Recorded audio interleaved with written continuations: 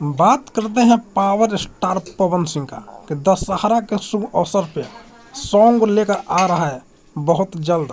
तो इस वीडियो में मैं आपको क्लियर करने वाला हूं कि कौन सा सॉन्ग है और किस चैनल से आएगा और कब आएगा।